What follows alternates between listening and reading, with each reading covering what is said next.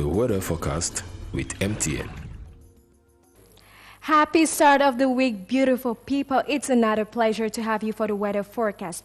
Favorable weather conditions will prevail in the entire nation for you to go out with your activities with a maximum temperature that could reach 38 degrees in the north region, 35 degrees in the east region, 34 degrees in part of the south region, as well as in the center region, and 31 degrees in the west region and in the northwest region of the country, and 31 degrees in the littoral region.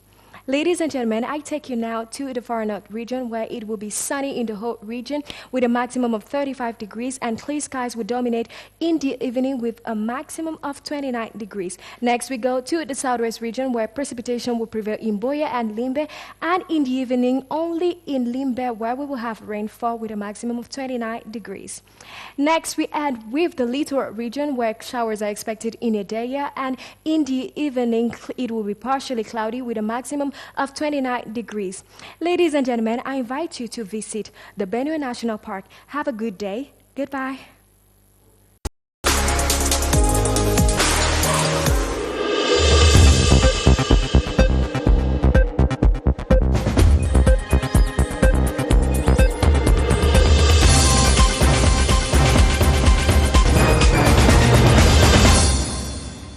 Très heureux de vous retrouver en ce début de semaine à Yaoundé, il est 12h. Bienvenue à cette session d'information bilingue. Bonjour Emmanuela. Good afternoon, Mohamed Nana. L'actualité en 3 points ce lundi. Who among the Democratic Republic of Congo, Niger, Libya, and Congo-Brazzaville will qualify for the quarterfinals of the ongoing African Nations Championship? The answer will be made known tonight when the squads clash for their last Group B games in Douala and Yaoundé. Get the stakes of these encounters in this newscast. Traditional rulers in the Menoa Division West region will be heading to the polls on April 4, 2021 to elect those to represent them in the regional council. Elections Cameroon has published the list to this effect after the elections was cancelled due to failure to meet sociological representation. And on our feature page, we go on a one-in-a-lifetime excursion into the inner bowl of the Palace of Balinyonga, one of the iconic dwelling places for the Fonds in the northwest region. The palace is a no-go area for most people and stands as the core of the culture of a people. And those are our latest stories.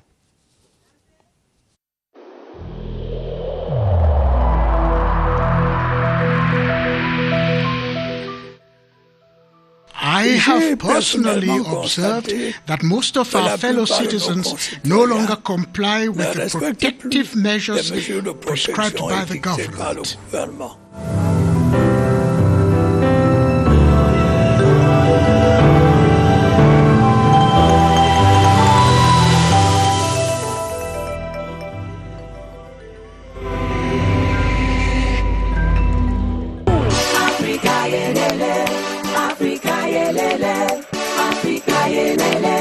We are champions.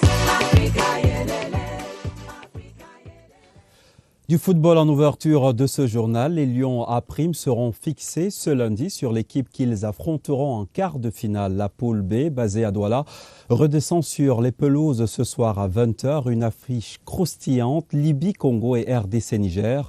Une troisième journée de poule décisive, dites-vous, Armand Ambassa.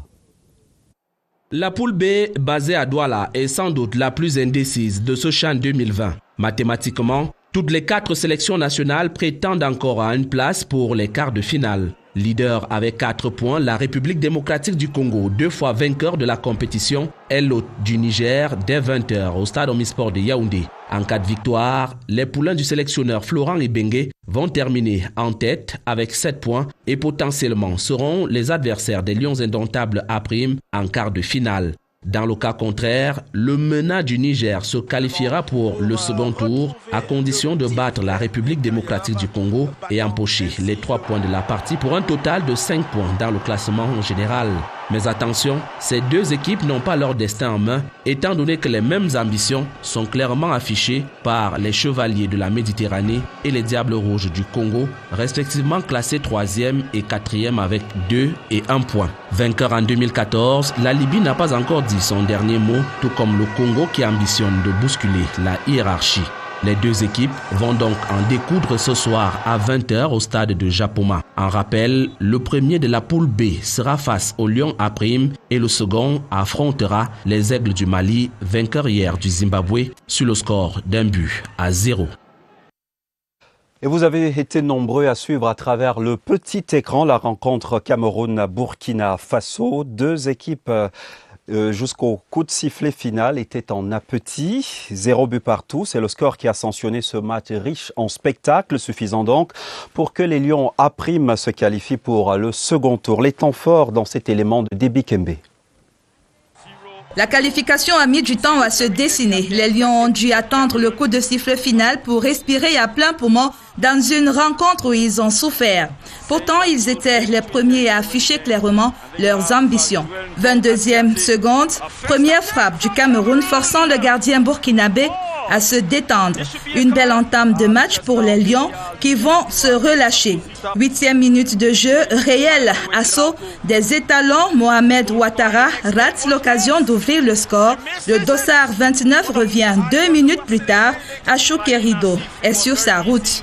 Achou Kerido, des grandes soirées, intervient encore à la 30 janvier prochain à Japoma à Douala pour les quarts de finale.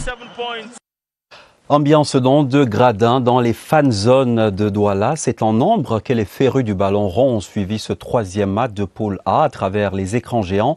Attablés à la terrasse des restaurants et autres lieux de loisirs, ils ont sorti leur vuvuzela. Le match des supporters, un reportage de Joseph Gweta-Mandeng.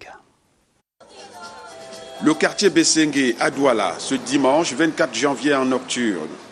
Comme tous les jours de match des Lions indomptables A', les supporters ont choisi l'écran géant.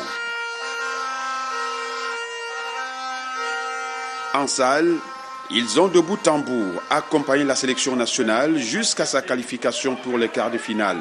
Même si l'accouchement a été douloureux, pour eux, l'essentiel est fait. C'est un sentiment de satisfaction puisque nous passons au quart de finale. Malgré le match qui n'a pas été très bien. Nous attendons les Lions indomptables avec toute l'effervescence qu'on peut avoir. On a vu un gardien qui a été magnifique. On le salue, on lui fait beaucoup de bisous. On fait bisous à tous ces joueurs qui ont donné tout le meilleur d'eux. Dans cette joie, ces supporters ont particulièrement salué un compartiment de la sélection. Ils ont une très bonne défense pour le moment. On espère que cela va continuer. Annoncé à Douala samedi 30 janvier prochain, le match des Lions indomptables A' à Japoma est pris ici comme un cadeau pour ses supporters qui comptent se rendre en masse au stade pour porter leur équipe nationale vers une nouvelle qualification pour les demi-finales. The intermediate lions of Cameroon and Mali are thus the first teams to qualify for the quarterfinals of the ongoing African Nations Championship in Group A. The last Group B matches of the competition will be played tonight in Yaoundé and Douala. Group leaders, the Democratic Republic of Congo on 4 points, will face Niger at the Amadou Ahidjo Stadium, while the Mediterranean Knights of Libya on 2 points will clash against Congo. Cyril Noazeke reports on the stakes of these encounters. Two times winner of the African Nations Championship, the DR Congo is 90 minutes away from the quarterfinals of the CHAN 2020. The Leopards will have to negotiate their way when they clash with Niger later this evening. The boys of Florent Ibenge beat Congo by 1-0 during their first outing, then a 1-1 tie against Libya in their second outing. It should be recalled they are teamed as favourite of Group B. The Niger intermediate team, who currently occupies spot 2 of Group B on 2 points, will tussle with Congo, hoping to sail through to the next round.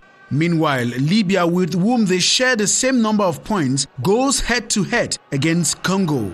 The Congolese team, during their first 2 matches, gave an approximate performance, falling to group favourite DR Congo 0-1 and conceding a 1-1 draw against Libya. The DRC versus Niger game comes up at 8 p.m. at the Amadou Ahidjo Stadium, while at the same time, Libya will be taking on Congo at the Japoma Stadium in Douala. The first quarter-final pairing will thus be known after tonight's encounters. And news of the Intermediate Lions win of Cameroon.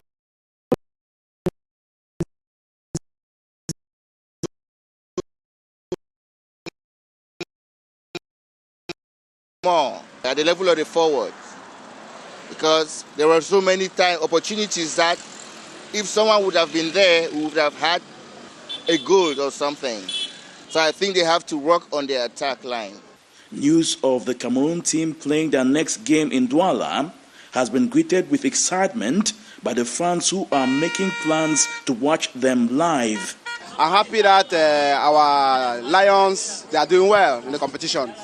I will buy my ticket, I will go to the field and go and support them. I would like everyone to move together as one to go and support Lion.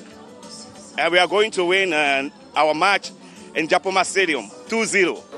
The die is cast and expectations are high that Cameroon's ticket to the semi-finals of the CHAN will be obtained from the economic capital. Les Aigles du Mali ont pris de la hauteur dans la poule A. Hier à Japoma, ils sont venus à bout du Zimbabwe sur le score d'1-0. Au terme de la troisième journée, ils totalisent donc 7 points. Nestor Kamga a vécu chaque seconde de cette rencontre. Justesse de Kiabou, attention à cette balle à l'entrée de la surface de réparation, la passe est belle, parce qu'il va frapper, il préfère le centre, et c'est l'ouverture de... C'est dès la 11e minute de jeu que les Aigles à prime ouvrent le score par l'entremise de Demba Diallo, alors que l'adversaire croit déjà avoir la maîtrise de la situation. À partir de ce moment, la rencontre gagne en intensité et semble se jouer à sens unique avec en prime une belle élaboration de jeu malienne. Les occasions de but se multiplient, mais aucune charnière offensive ne trouve le chemin du filet jusqu'à l'ultime minute de la première manche où le Mali manque d'un cheveu l'occasion de récidiver. Dans cette compétition, est-ce qu'il va récidiver? Non, c'est pas lui, et ce sera plutôt le ballon de Bakayoko. La deuxième mi-temps est encore assez relevée. Les Warriors du Zimbabwe cherchent en vain à remettre les pendules à l'heure. En face, une muraille défensive des Aigles bien en place. 1-0 sera le score final. La messe est dite. Le Zimbabwe dit ses adieux au 6e championnat d'Afrique des Nations de football. Le Mali, pour sa part, se qualifie pour les quarts de finale avec à son actif 2 victoires et 1 nul en 3 matchs. 7 points sur 9 et classé premier du groupe A. Prenons à présent les échos de la poule C basée à Limbé. Le Togo et le Rwanda jouent leur dernier match de poule demain mardi. Les deux équipes étaient face à la presse pour la traditionnelle conférence de presse d'avant-match. L'échange entre journalistes, joueurs et encadreurs vient donc de s'achever. Pour plus d'informations, retrouvons sur place notre envoyé spécial Joël Igor Abanda. Bonjour Joël Igor.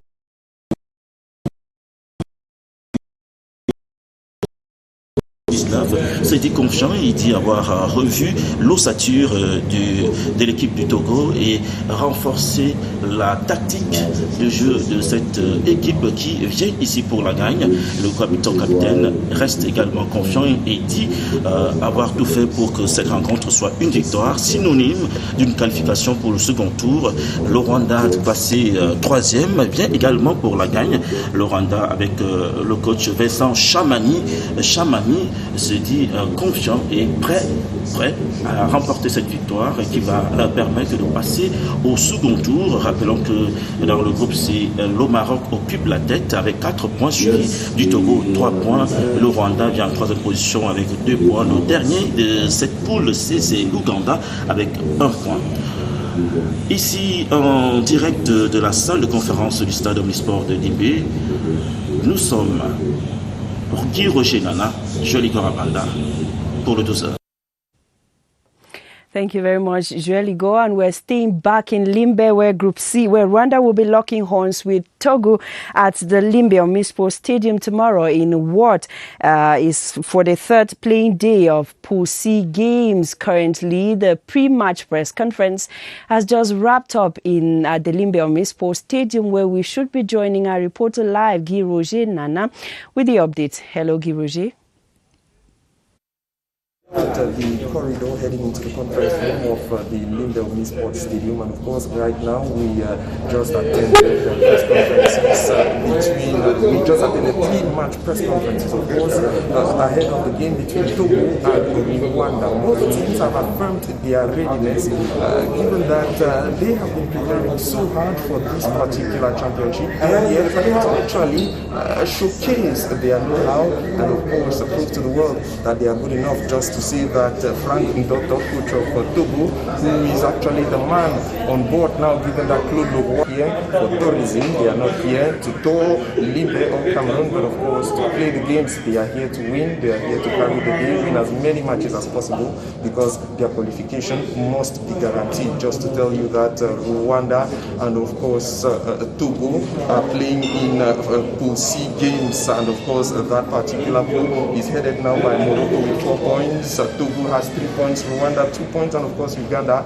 is the last on that particular group with 1 point. Togo and Rwanda, who are holding the second and third place respectively, are struggling to ensure that they get the qualification ticket. Just to tell you how crucial this game, which will be played tomorrow here at 8 p.m. is going to be. Reporting live from the corridors of the Lindell Mini Sports Stadium, I am Gigo Jenana and Valerie Kengafa from Midday News on CRTV.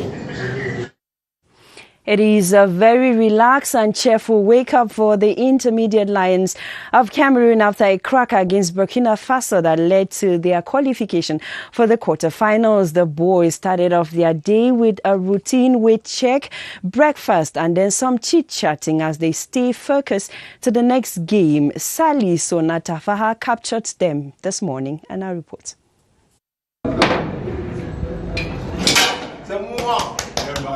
The kicks and boots goes on even off the pitch. The are symmetrical and the choices typical too. The squad oozes unrivaled energy to thrive. I woke up very nice and energetic, so we are set to take on the next game.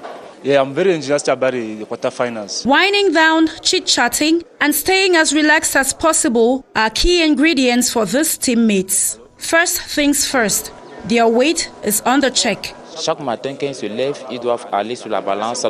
weight check is primordial. This is what helps to evaluate their performance and endurance. It also gives an idea of those who are underweight to better improve their feeding habits. Grabbing a bite and taking a gulp to better face the day is also part of their morning routine. When all this are done, it's one step at a time as they tackle the future. Ils avaient rendez-vous avec leur rêve au terme de 90 minutes palpitantes. Il s'est réalisé. Les Lions A' se sont qualifiés, ça vous le savez, pour les quarts de finale.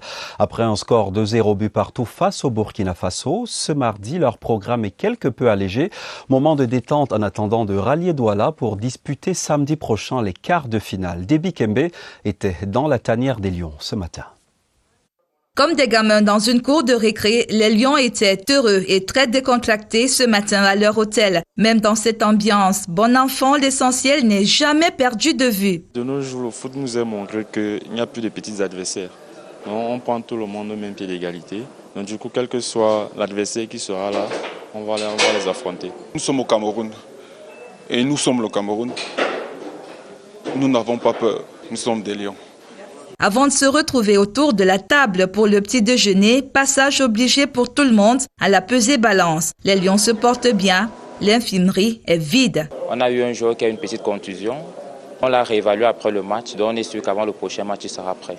Ici, là, la prise de poids est obligatoire. Vous avez vu hier, tout le monde était vraiment tonique. Classé deuxième du groupe A en phase de poule, c'est à Douala qu'ils iront disputer les quarts de finale. Sauf dernier changement, le départ pour la ville côtière est prévu pour cet après-midi. Africa yelele, Africa yelele, Africa yelele, we are champions, Africa yelele. Il n'y a pas que le foot dans la vie. Dans la suite de ce journal, le ministre des Finances, Paul Motazé, était l'invité d'Actualité Hebdo hier dimanche sur la CRTV. Il inaugurait ainsi la nouvelle ère de ce magazine d'information sous la présentation de Romuald Tuisongok. Au cœur des échanges, de nombreuses questions d'intérêt général ont été abordées. Voici quelques séquences de l'intervention du ministre des Finances dans ce reportage de Philippe Roger et Sama. Le plateau d'Actualité Hebdo pour ce baptême du feu de Romuald Tuisongok, Paul Motazé était tout simplement un invité de prestige. Face à son intervieweur, le ministre des Finances a présenté dans un langage clair les priorités budgétaires de l'État en ces temps de crise sanitaire et économique mondiale. Il faut payer presque 105 milliards chaque mois, il faut les trouver. Il y a le fonctionnement de l'État. Nous avons des militaires qui se battent au front pour protéger l'État. C'est des dépenses incompressibles. La dette, il faut la payer. Parce que si vous ne payez pas votre dette, vous dégradez votre signature. Pour y parvenir, le MINFI met un point d'honneur sur la qualité de la dépense.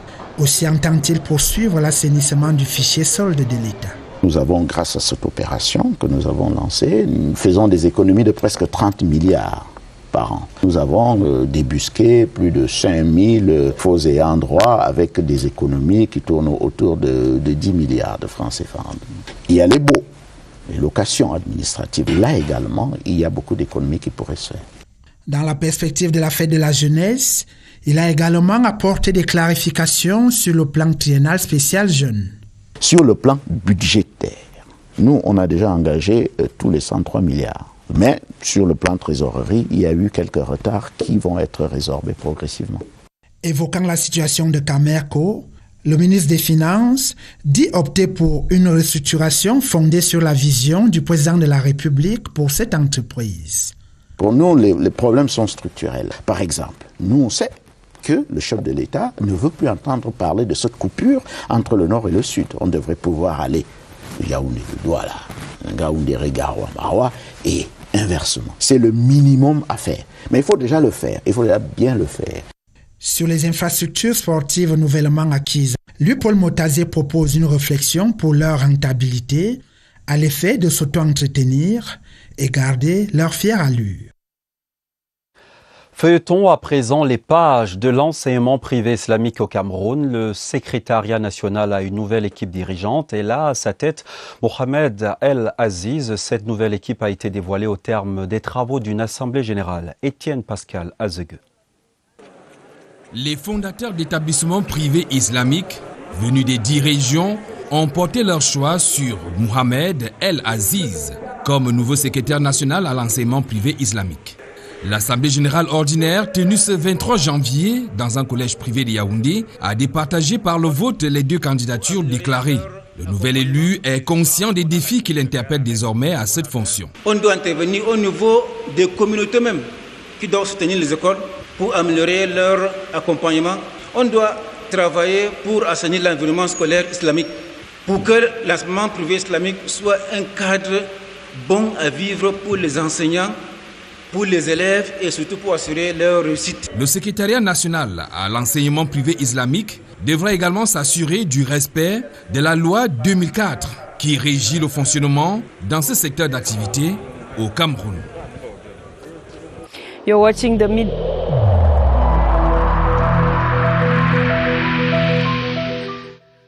Je vous exhorte de nouveau à porter vos masques, à vous laver régulièrement les mains et à faire appel à un médecin ou à tout autre personnel de santé au cas où des symptômes apparaissent.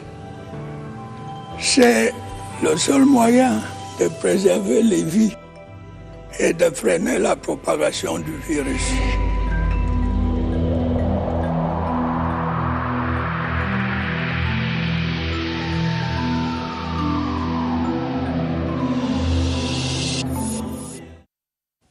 The 2021 budget of the Obala Council stands at 1,730 million CFA francs and will be used to boost local development and economic growth. The budget was voted during a budgetary session in Obala, with the councillors agreeing to ensure its efficient use to better the lives of the cosmopolitan population of Obala. Joyce Tata has more. More than 50,000 persons live in the city of Obala, a population with pressing needs in various areas. The Obala Council has adopted her 2021 budget to the sum of 1,730 million to promote local development in the municipality as well as boost its economy. This budget will help us to realize some achievements for our city, for our council, and basic infrastructure for the improvement of the framework of our people. At the council session, the representative of the SD of the Lekki congratulated the team for their hard work in brightening the lives of the inhabitants of the area. With the newly voted budget, Obala will host a lot more of such works, a promise of Mayor Simon Pierre Ediba, as well as the 39 councillors once at present. The Electoral Board of Ilekam has validated 2 lists of representatives of traditional rulers in Menua Division West Region of Cameroon to run for the Regional Council election of April 4, 2021. The lists were published Sunday in Yaoundé at the first Electoral Board of Ilekam. Details with Ebenezer Akanga. The 2 lists are headed by second-class traditional rulers. The lists were published at the first session as of right of the Electoral Board of Ilekam, which held in Yaoundé this Sunday. List headed by His Royal Highness T.J. Gabriel, second-class chief. Candidates T.J. Gabriel, Ngefak Placide, Foko Benjamin. List headed by His Royal Highness Nitezem Albert, second-class chief. Nitezem Albert, Momo Anatole Claude, Ilumba Atabon George. During the Regional Council elections of December 6, 2020, the list of traditional rulers in Menua Division was rejected by the Electoral Board of Ilekam for non-respect of sociological balance. A decree of the head of state convenes the Electoral College of Menua Division to the polls on the 4th of April 2021 to elect the 3 representatives of traditional rulers of Menua to the West Regional Council. Les sonorités musicales du Chan résonnent ce midi. Vous avez aimé l'hymne officiel qui fait vibrer les supporters. Vous allez adorer Go Africa.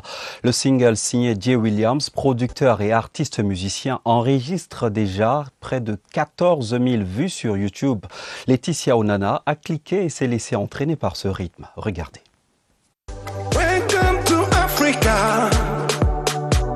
Ici on s'enjaille derrière. Comme bon nombre de Camerounais, Jean-Charles L. DJ Williams est fan de foot. Son désir de pousser les Lions à prime vers la victoire inspire le single Go Africa. Ici on s'enjaille derrière le football. Africa is magic, is beauty, the best of the best in the world. Du Cameroun au Zimbabwe. Sorti quelques jours avant le kick-off du Chan Total Cameroun 2020, le titre enregistre déjà près de 14 000 vues sur YouTube. Un score plutôt prometteur pour l'artiste. C'est une surprise pour moi parce que moi j'ai fait ça pour m'amuser, pour participer, mais c'est vrai que c'est repris énormément par beaucoup de médias et sur les réseaux sociaux, c'est une chanson qui accompagne le Chan avec beaucoup de force.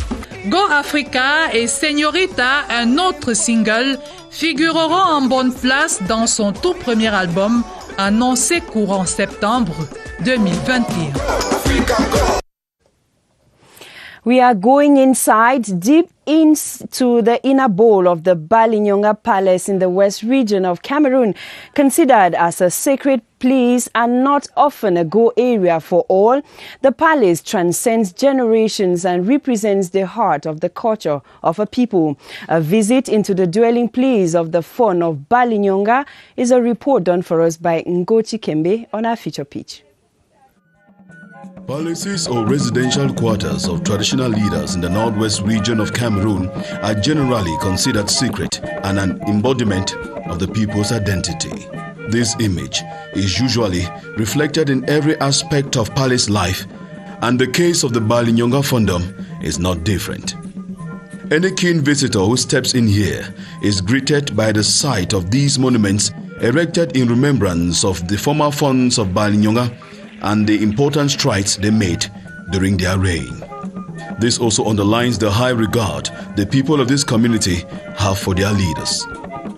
Time and modernity may have played their part in infiltrating into the socio-economic life of the Balinyonga people, but in here, at the Balinyonga Palace, it is a different ball game. When it comes to ensuring that order reigns in the palace, the elders who are better known as Bas know what to do. They all belong to sub-committees, each functioning according to the culture and tradition of Balinyonga and with instructions from the fund. In the olden days, it was organized. People brought raw food to the palace on given days and so on. From the palace plaza right into the inner chambers of the fund, many things catch your fancy and prick your curiosity at the same time. The furniture, artifacts, and general configuration of the palace. The ambience you see here paints a picture of how the palace looks like on the day the fund is receiving guests, but the daily routine here revolves around the daily running of village affairs. Among the personalities that came to visit this palace was Sincraft, Dr. Sincraft, the German colonial man who came exploring this part of the world, and he thought it fit to visit my ancestors. Specifically, he came and met His Royal Highness Galiga I, who did not think Sincraft was a real human being. Before then, my grandparents had not seen the white man before. For every son and daughter of Balinyonga, belonging to the palace is and will always be a thing of pride. Be it in times of sorrow or rejoicing, the palace remains the home of all Balinyonga people. Le 12h se referme. Merci de nous avoir suivis. Bon après-midi, Emmanuela. See you tomorrow, Mohamed. Madame, Monsieur, au plaisir de vous retrouver demain, 12h.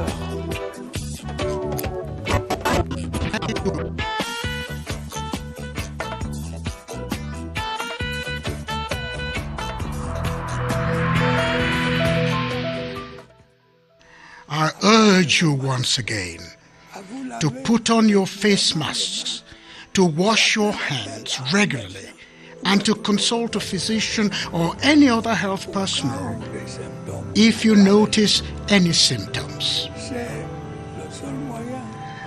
This is the only way to save lives and to curb the spread of the virus.